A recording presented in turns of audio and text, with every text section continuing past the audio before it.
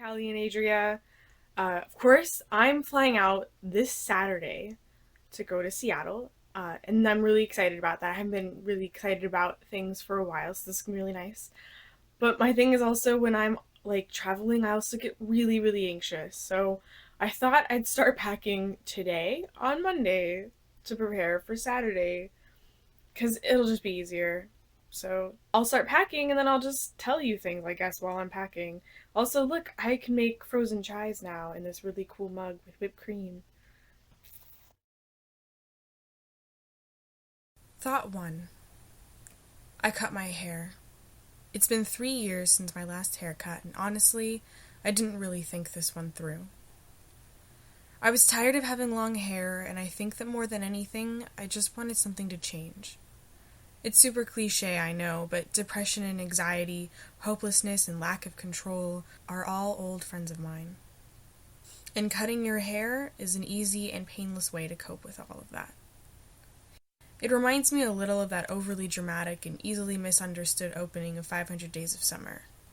It went something like, Summer Finn only loved two things, her long dark hair and how easily she could cut it off and feel nothing. Thought 2. Yesterday, I read Extraordinary Means by Robin Schneider. I spent hours on my bed, living in the world of a modern-day tuberculosis epidemic, of dying teenagers trying to figure out what all of this means before it's all over. One of the best quotes is on the first page. It was the pressure of being told two things. One, that I only had a short amount of time, and two, that I had to get everything right. My favorite character in the book was this boy named Charlie who put his art above all else, even his own health.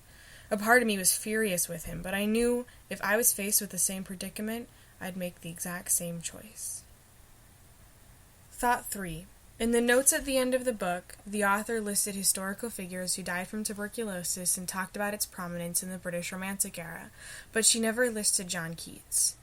Perhaps I'm clouded by my own love for Keats, and he's not as important and well-known as I'd like to think.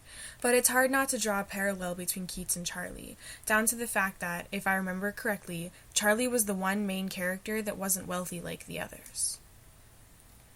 Thought 4. One of the main themes of the book was that having and following a life plan is not the same as living. It's just waiting for life to begin. It's hard for me not to wonder if I've been making the right choices. At least I can stand by my decision to cut my hair. Thought 5. I can't wait for this weekend, when I'll finally get to see all of you again and feel a little more in sync with myself.